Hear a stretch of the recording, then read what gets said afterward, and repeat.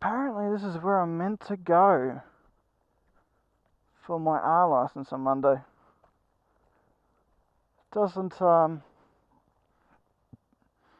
look like much. High open safety vest there, which is what you'd use when you're riding as a learner, practicing.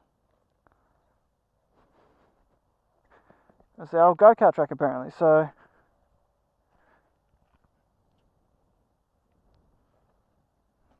there we go. So amazing industrial parks, isn't it? Like, I'm right next to the Archerfield Airport, and like this is a whole industrial estate in here, scrap yards and some junkyards and so on. It's quite interesting. I didn't even know there used to be a go-karts track here at Archerfield, but there you go. Two things Archerfield is famous for, and that is 1, the airfield, 2 is Speedway.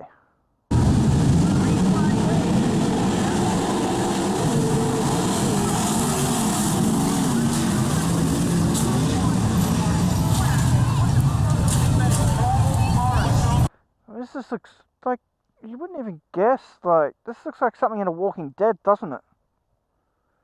Huh? Look at that. Looks like something on Walking Dead. And here is Pickles Auctions, where they take government cars and all second-hand, sometimes new cars, hail damaged cars, all that, and store them there before they auction them off. I saw some Holden vehicles, or Opel as you call them in England, or Chevrolet as you call them in America. I saw some in the holding yard over there. But this is apparently the place. I mean, 2 containers there, it's probably got all the bikes in it. So yeah. Anyway guys, since I'm up and around, I don't think I've ever actually done a walk around Cherry here. So as I said in my intro video a long time ago, this is my bike. This is Cherry, as I've nicknamed her. I think every inanimate object that you ride or drive needs a pet name, and Cherry is mine. She's my little virgin buster. That's how she got her name, because of the fairings I put on. So Cherry is a 1992 FZR 250, and she does 18,000 RPM. 18.5, if I remember correctly, is the actual redline. Yes, it is 18.5, and she's my daily commuter. You might be wondering why I've got a different coloured tank. Excuse, she is absolutely filthy at the moment, because it was raining a lot before I left to go to America, and after I came back, I haven't had a chance to clean it yet. But you might be wondering why I've got a different coloured tank, and that's because when I got this bike, it had been dropped pretty bad, and the fairings were pretty much a write-off. So I could have spent a lot of time and effort and money trying to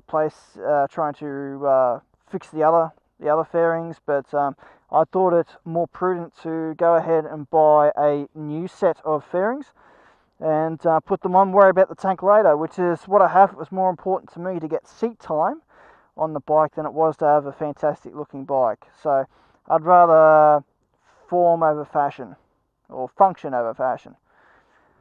So according to the odometer, she has done 52,000 kilometers. I got it at 37, so I've put 15,000 kilometers on her, and that's over a course of 2 years.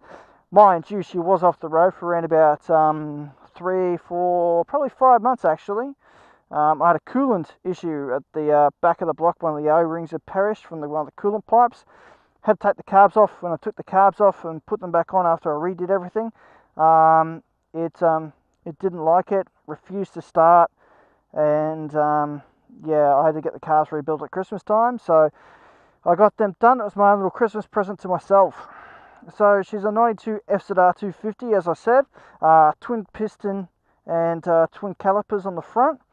I keep saying sorry guys, but as you can see, she's still got some battle scars. I do actually have a spare stator cover at home that I can put on that's fresh and clean, but probably the moment I do that, I will go ahead and drop it. Hope not.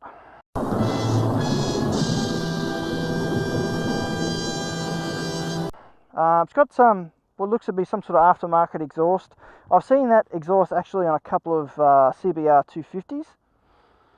But no, it does the job. It's nice and loud. It does the business. Pretty much, it's a pretty basic bike. You know, it does pretty much what it does. There's not much that you could there's not much that you can fault it for. You know, she is what she is. She's a 250 learner bike, and you know, she will do a 14-second quarter, as I've proved. So the thing is, with these bikes, they're a little bit hard to start in the winter. The carburetors are very, very finicky, very hard to get perfect, and when they're not, they're just troublesome. The Mukini carbs on this, so that's caused me no end of grief. You can see here, actually, it came from China. This is a Chinese fairing that I got off eBay. Came with a piece cracked off of it, and I've super glued it on there twice.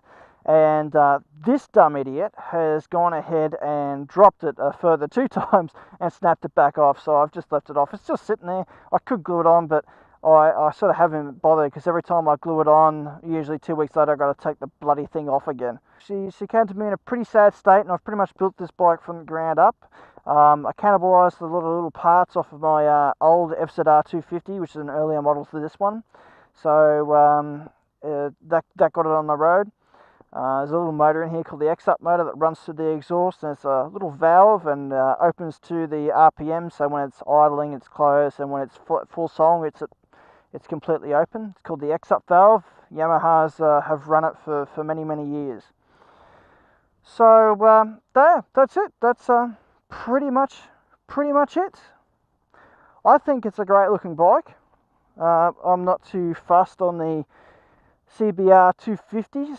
I don't like the look of them, but I think the FZRs are a better looking bike. However, you know, since they were a grey import, trying to get parts for these things are very, very hard.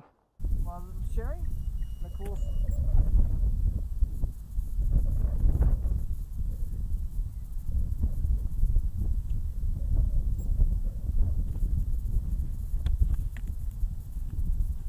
and that's where we'll leave our regularly scheduled program, because this idiot hasn't charged his camera and it just shut off.